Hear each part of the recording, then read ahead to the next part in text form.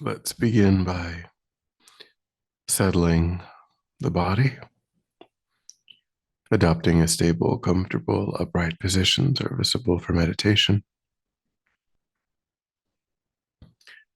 So we think about keeping our feet flat and our back straight, torso open,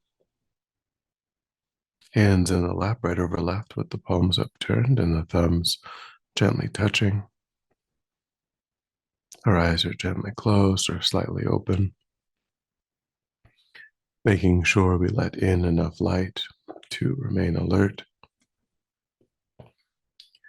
We try to maintain an awareness of not slouching, not leaning. But we also let go of any unnecessary tension or rigidity in the body, relaxing into a stable, comfortable, upright position.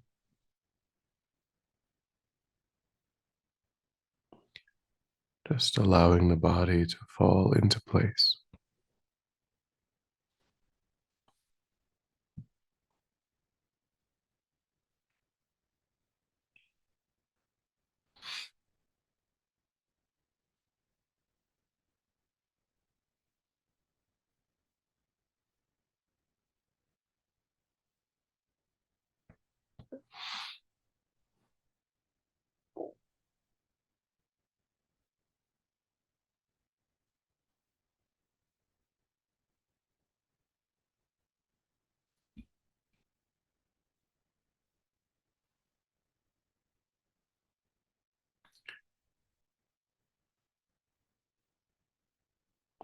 And then begin to let go of attending to the environment, allowing sights and sounds to be as they are without investigation.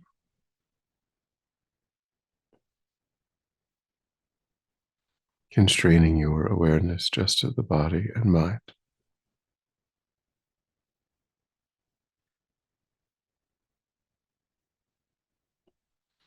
Concentrating that awareness in the present by attending closely to the physical sensation of the air moving into and back out of the tip of the nostrils.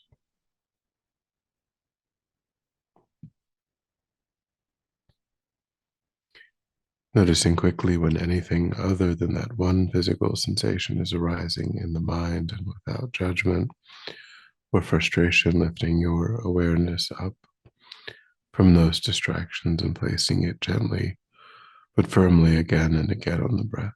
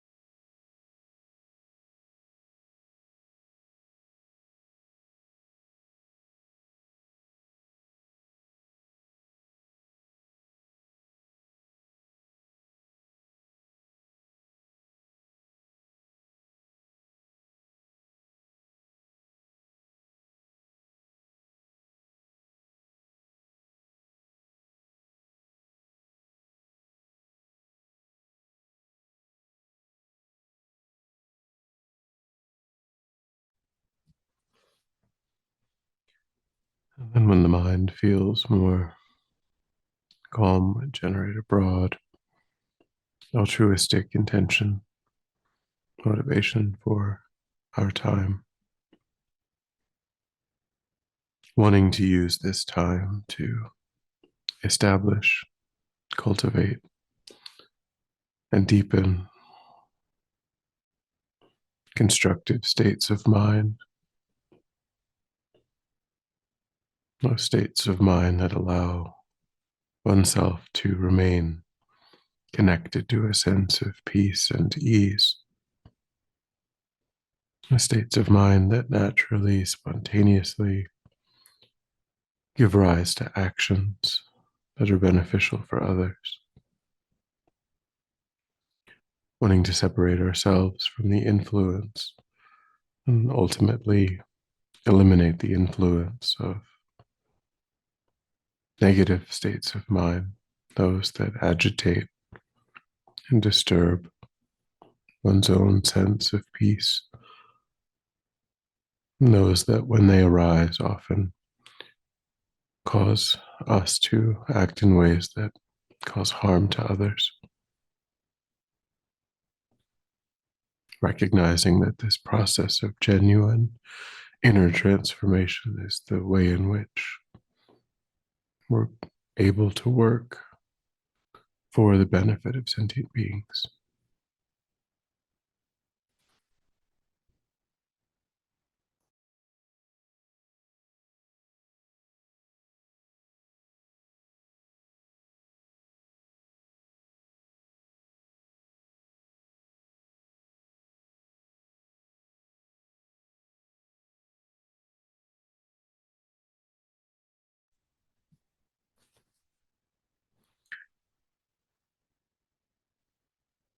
And with that motivation, we will contemplate the preciousness of our lives in the context of our commitment to our spiritual path.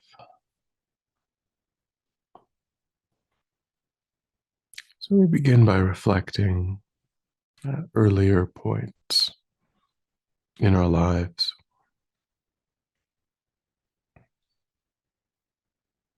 times when we were younger and uncertain, searching for direction.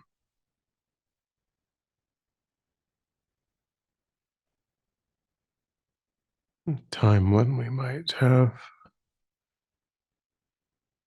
felt deeply unsatisfied. Times when we may have had trouble maintaining hope and optimism.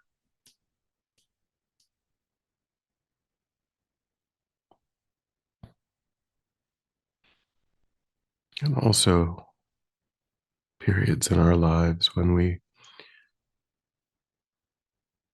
may have spent a great deal of time with distraction.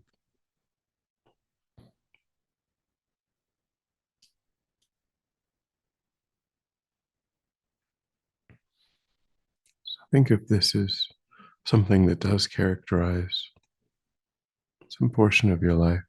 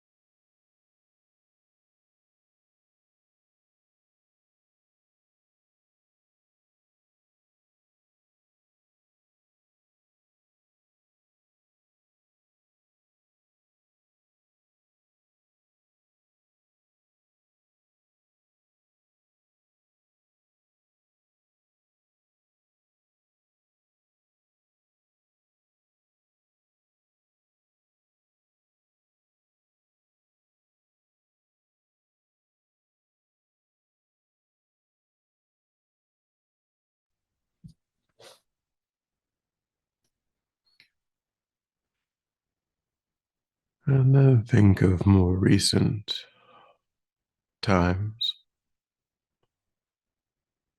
and see if you can say that it's true that you feel that you have found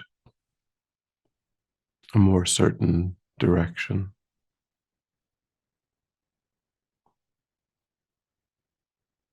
that you've gained some understanding of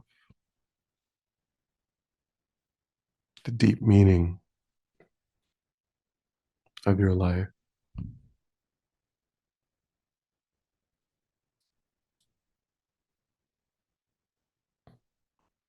And is it not also true that you've met or seen, had some experience with great teachers who have exemplified taking advantage of that deeply meaningful experience?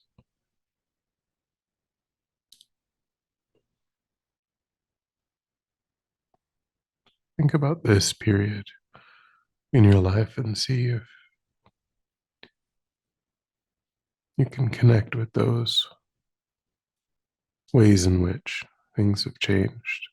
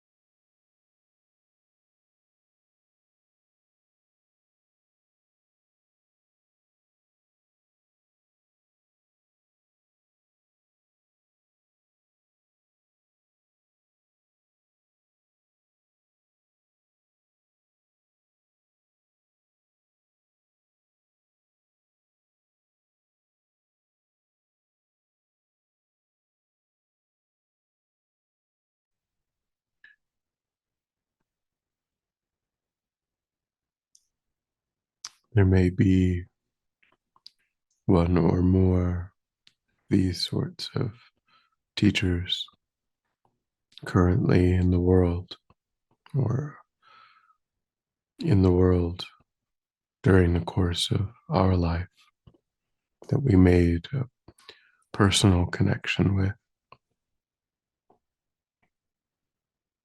Or there may be teachers like His Holiness the Dalai Lama, who we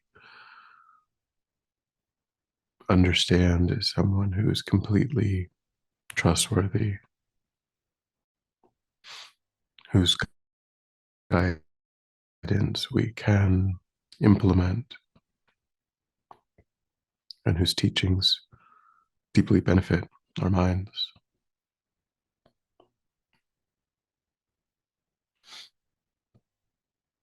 We think that apart from the influence of these people, we would have no way of understanding, of practicing.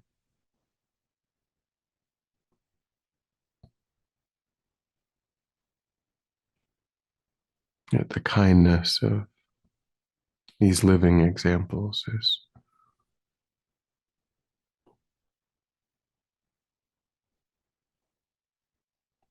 more precious than even the Buddha appearing in the world.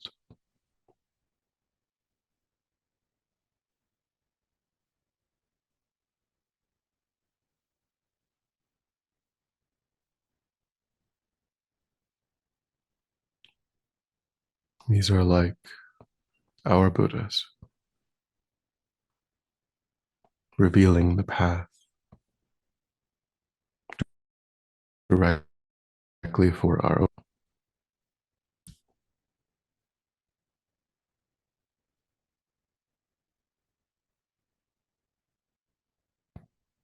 And due to the kindness of these teachers, we have all of the conditions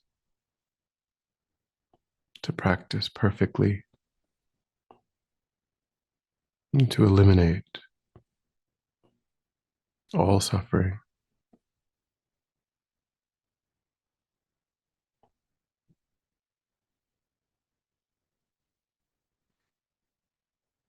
to put an end to the cycle of birth and death,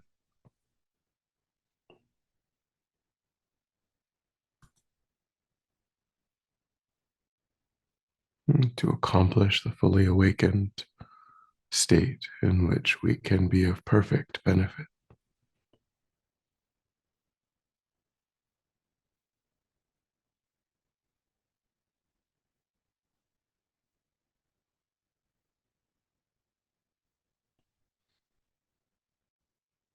And reflect on your experiences and identify the ways in which this is true in your own life.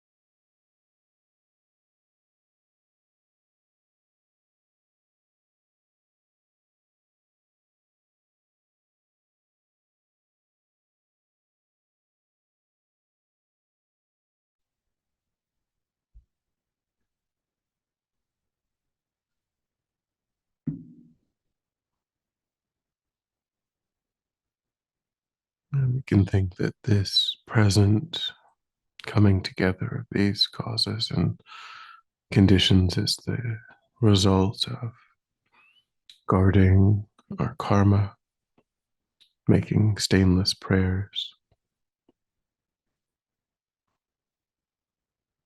and that such a coming together is incredibly rare and difficult to obtain.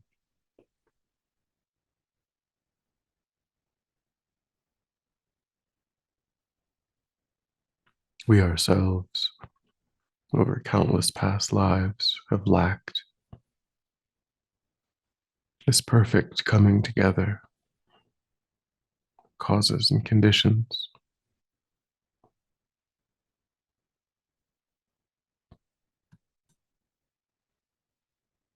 And if we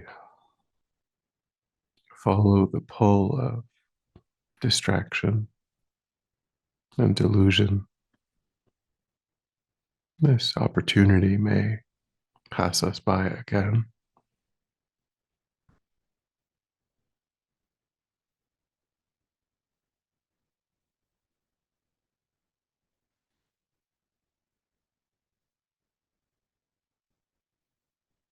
We may have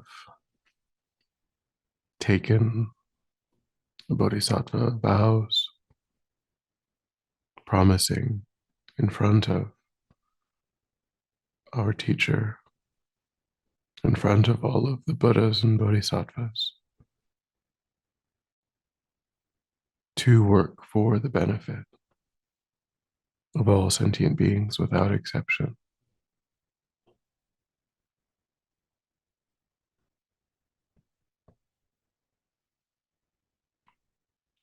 If not, we have some understanding of the methods for developing bodhicitta and how extraordinarily powerful and critical they are for our spiritual growth and development.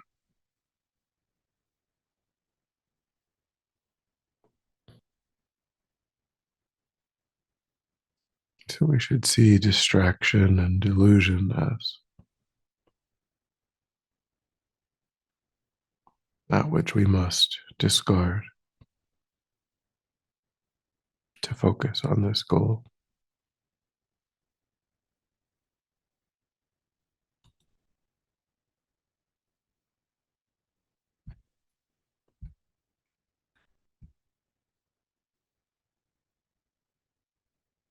Try to recollect your own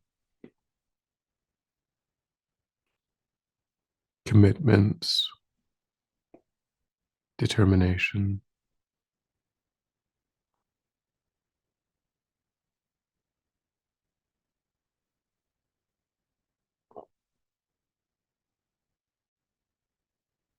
and try to renew your dedication toward those aims.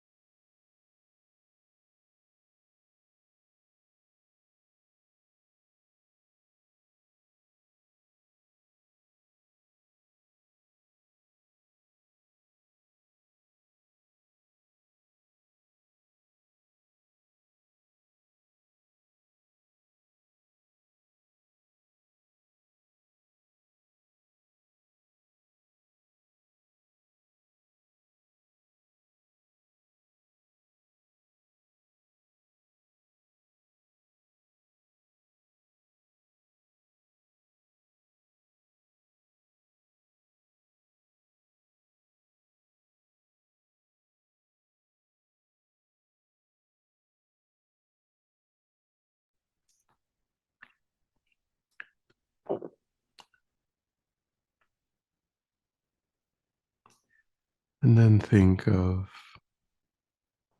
what obstacles, what hindrances you should become more and more cautious of, aware of,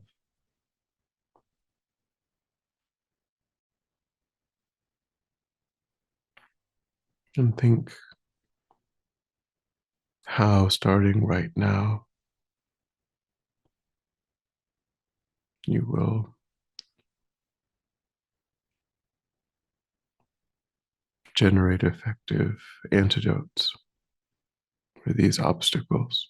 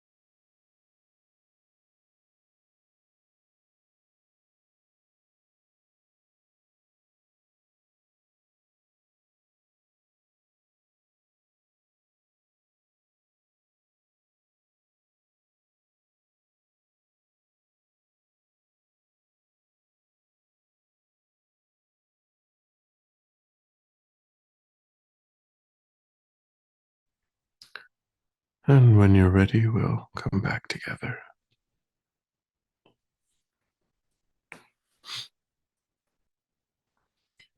And we'll dedicate. So recollect your altruistic motivation and think that by having engaged in this contemplation, you've actualized that motivation, which has generated positive energy in the mind. That positive energy, when it ripens, may offer as a cause and condition to eliminate war and conflict, poverty, famine, disease, disasters, all painful inner and outer conditions. Thinking strongly when that positive energy ripens, may it serve as a cause and condition to fully awaken all sentient beings. And may they quickly meet perfect teachers in order to arise in that state of full enlightenment. May I too achieve the state of enlightenment in order to work for the benefit of all sentient beings, without exception.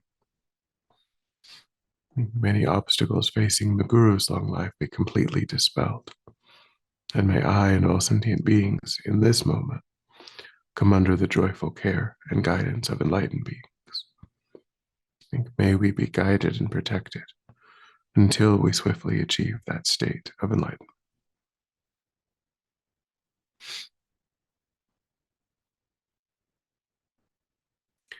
Thank you.